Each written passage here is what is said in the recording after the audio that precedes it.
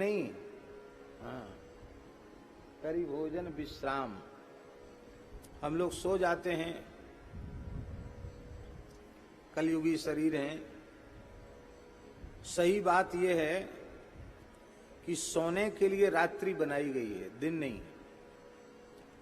दिन में नहीं सोना चाहिए, ऐसा शास्त्र में बार बार कहा गया।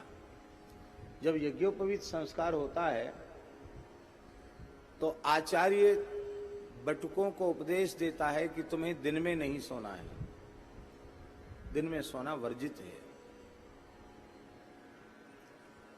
पर भोजन के बाद विश्राम की विधि है। विश्राम अलग है और निद्रा अलग है।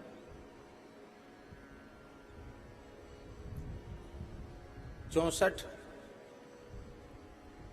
16, 32 और 64 दाहिनी कर, ध्यान से सुने। भोजन करके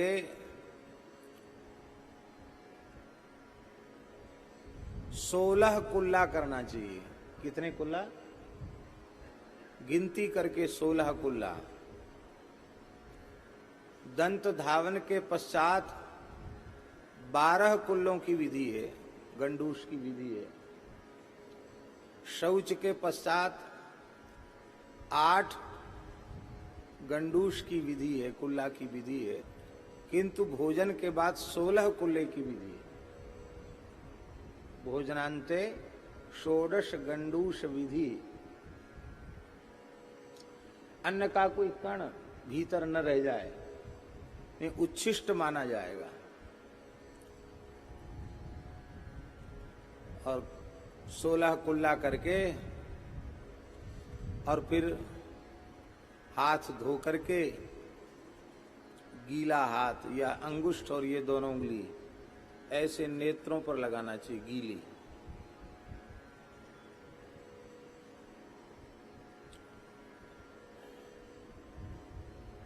और उच्चारण करना चाहिए धन्वंतरे नमः, अशुभ्याम नमः, सुकन्यायै नमः, ये कहना चाहिए।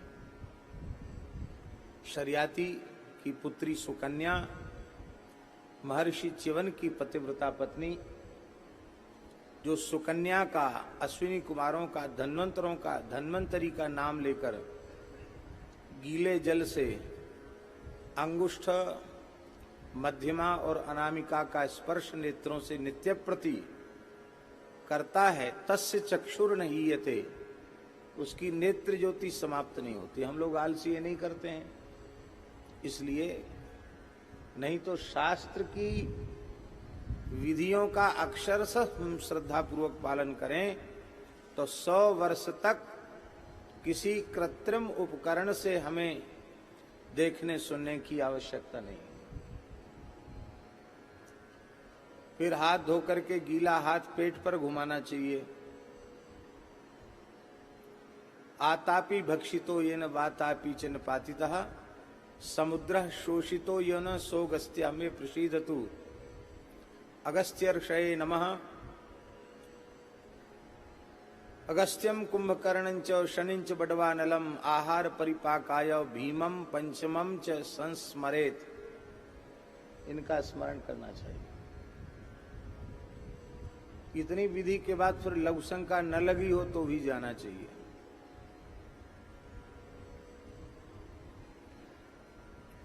जीभ को तालू से सटाकर दोनों दांतों को थोड़ा कस के दबाकर तब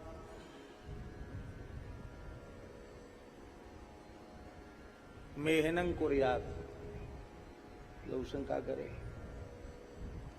फिर बढ़िया से कुल्ला करके हाथ पैर धो करके आचमन करके तब 100 पदम गच्छेत, 100 कदम चलकर सैया तक जाए। इतनी है भोजन की विधि। और सैया पर जाकर के दाहिनी करवट से लेटे, 16 श्वास ले। दाहिनी करवट से लेटकर 16 श्वास ले। राम राम करता रहे श्वास लेते समय, फिर सीधे लेटकर 32 श्वास ले, पर बाईं करवट से लेटकर 64 श्वास ले।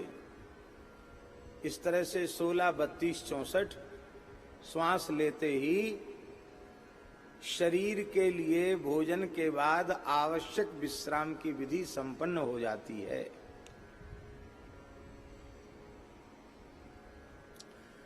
आप लोग कहेंगे कि कोई प्रमाण? हाँ, प्रमाण है ना। पूज्यपाद श्री धर्मसंघ वाले गुरुजी, जिनके चरणों में हमें बैठने का सौभाग्य मिला, हम पढ़ने जाते थे तो गुरुजी प्रसाद पाके और जिस विधि, जो हमने सब विधि बताई है, इस कही गई संपूर्ण विधि का पालन करके फिर कहते थे करी भोजन विश्राम। हमसे कहते ब्रह्मचारी जी विश्राम करें हम, तो ठीक गुरुजी।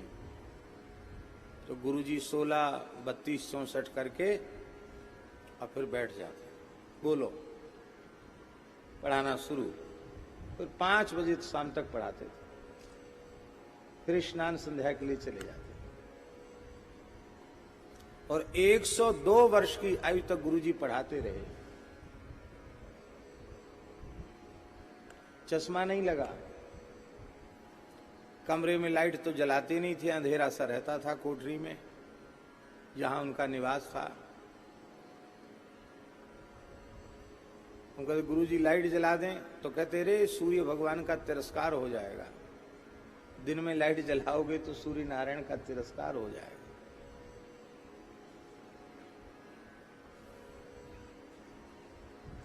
शास्त्रीय जीवन इस प्रकार का होता है।